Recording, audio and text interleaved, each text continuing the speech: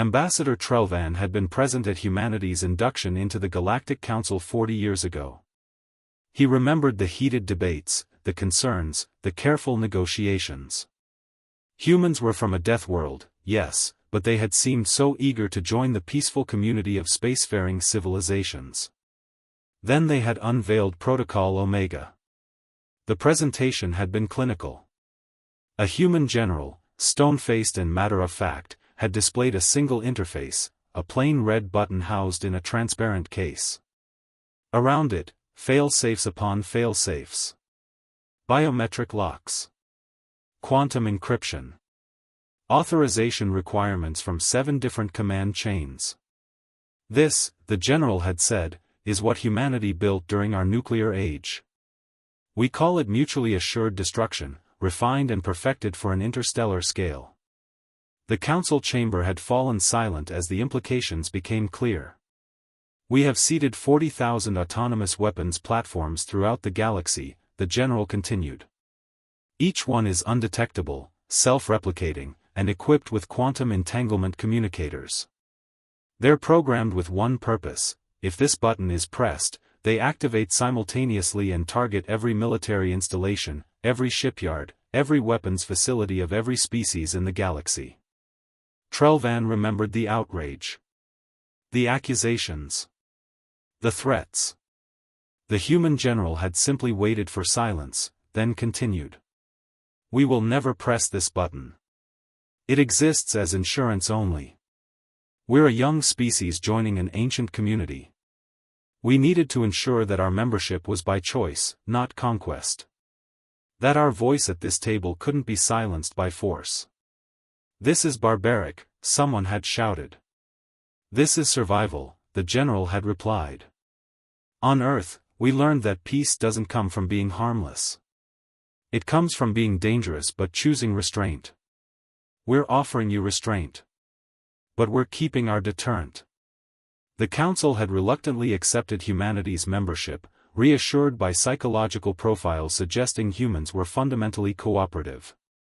The red button became a dark legend, mentioned in hushed tones but largely forgotten as decades of peaceful cooperation followed. Until yesterday. The Krell Dominion had been expanding aggressively for years. When they encountered human colony worlds on the frontier, they'd issued an ultimatum: evacuate or be annihilated. It was standard Krell doctrine, they'd absorbed 17 species this way. The humans had evacuated. 3 colonies, 20 million people, relocated within weeks. The Council praised humanity's pragmatism, their commitment to peace. Then the Krell destroyed the empty colonies anyway. As a message. Trelvan had watched the emergency council session with growing dread. The human ambassador, a woman named Chen, had stood calmly at the podium as the Krell representative boasted about their show of strength. Ambassador Chen, Trelvan had said desperately, surely we can negotiate. We evacuated, Chen interrupted quietly. We gave them the worlds they wanted. They destroyed them anyway, not for resources, not for territory, but to humiliate us. To show the galaxy that humanity can be pushed. Her eyes had swept the council chamber. 40 years ago, we promised never to press the button unless humanity's survival was threatened. The Krell just showed us that our survival depends on something you all forgot: respect. If we let this stand, every aggressive species in the galaxy will know humans can be attacked without consequence. You cannot be seriously considering, the Krell ambassador had started.